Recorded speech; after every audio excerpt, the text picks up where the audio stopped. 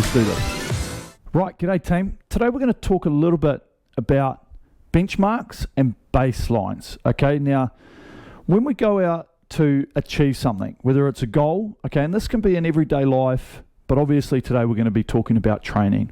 If you've got a certain target that you want to hit, okay, you say to yourself, I think I can do it, I want to do it, okay, and you're motivated by putting in the time and effort to get to that target that you've set yourself, okay? It means being able to have a realistic expectation of, are you going to be able to achieve it? So goal setting comes down to every single day, maybe over a week, maybe over a month, and then ultimately over the period of time that you feel it's going to take you to get to that point in time, okay? So to be able to achieve those goals, as I said, we have to be realistic about what we're doing. Now, how do you become realistic about how to do that?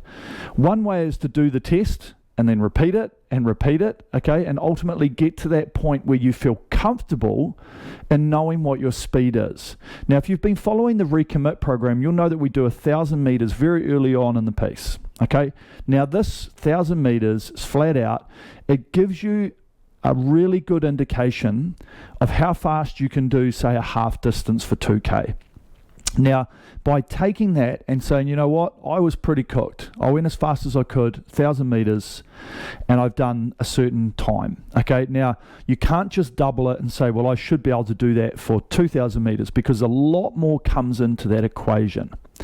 Okay, and so that's why when you take a benchmark or a baseline, a lot of times it's very difficult to just continuously do the same distance that you're wanting to do all the time, because it's hard. Okay, and it wears you down. It's very fatiguing. So by using little benchmarks and baselines over a period of time, it gives us the ability to learn and understand ourselves. Okay, so when we go to do different trainings, whether that be at a certain rating for a period of time, it gives us the ability to learn about ourselves, okay? And so that's one of the biggest things that a sensei does for us, is that it learns our numbers. Because ultimately, if you were doing this by yourself, you have to know how fast you go at 20, how fast you go at 22, 24, 30, 32, 34, whatever that might be. But it also changes over periods of time. So if I ask you to do 10 minutes at 26, okay, you might hold a slightly slower split than if I said, let's do 2 minutes at 26. So understanding and learning your numbers is really one of the only ways that you can go about getting fast, okay? And that's what a sensei does so well. It uses the sports science and it uses the numbers, unlike any other app that's out on the market. So while you're doing your work, a sensei setting you targets off what it knows that you're capable of achieving. And that's a great thing that you don't have to think about. You can go out there every day, and it allows you the ability to see that number and go, you know what, I can ignore the voices in my head. So when I'm having to push myself, I can say, well, if a sensei thinks I can hit that, of course I can hit it. Maybe I can do even better. Okay, and as you get better, your numbers get better, and you keep pushing yourself all the time. Okay, whatever structure, whatever training's put in front of you, a sensei's learning from you, okay, and you're going out there to beat those numbers. So what ultimately you're doing is that you're reaching those daily goals. You're reaching those weekly goals, the monthly goals, so that you're getting closer and closer to that end goal, okay?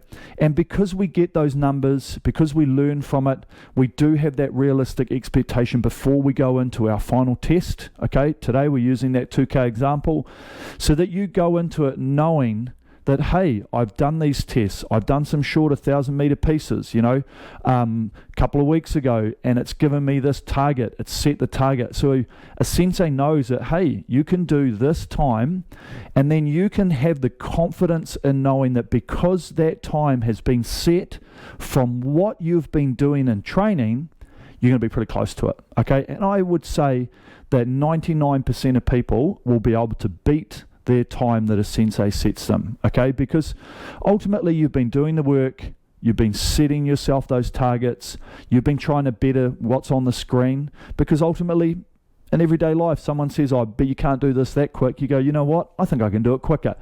So a sensei is a great tool that allows us to use those benchmarks, okay, that we do early in the programs, we do during the middle, okay, and it just gives us that baseline speed, gives us that baseline set for different ratings, for different pieces, different times, different distances, and that allows us to know what we're doing so that when we go in to do a test, okay, we can take the confidence to sit on the machine, have the handle in our hands and go, you know what, yep, I'm going to have to ignore the voice in my head that says this is going to hurt, but at the same time, you know that you're capable of doing the time, knocking it out of the ballpark, okay, and achieving that goal that you set yourself. So a sensei, one of the best things that you can use, okay, trust in it. It's a really great tool to not only get you fitter, but it's going to get you better and it's going to get you faster. So I hope you enjoyed it. Plenty more to come. Tune back in here next time.